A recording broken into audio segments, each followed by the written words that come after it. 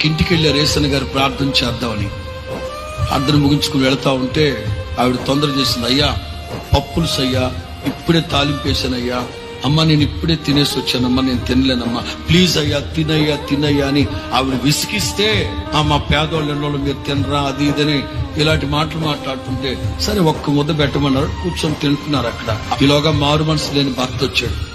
అరే చూడ్డానికి తున్నపోతులాగా ఉన్నావు, 10 ఇంట్లో అడక్క తిని తినకపోతే ఏదైనా పని చేసుకుని బతకచ్చుగా అని ఊయలేదా? ఆ రోజున ఆలోచనలో పడ్డాడు. ఈ పళ్ళెం ఇక్కడ పెట్టి వదిలి వెళ్ళిపోతే నువ్వేం సేవకుడు వరా, అంత రోషం వచ్చిందంట నీకు అంటాడు అతను. నీకు సెల్లలేక అలాగే కన్నీళ్లు కారుతా ఉంటా, అన్నం అలాగే కలుపుకొని 3 ముద్దలు తిని గొంతులో నీళ్లు తాగేసి బయటకు వచ్చి వెళ్ళిపోయిన తర్వాత మూర్ఖుడు అంటాడట, చిన్నోడైనా చాలా ఓపిక అనుకుంటా మీ పాస్టర్కి, రేపు ఆదివారం నీతో పాటు ప్రార్థనకు వస్తా.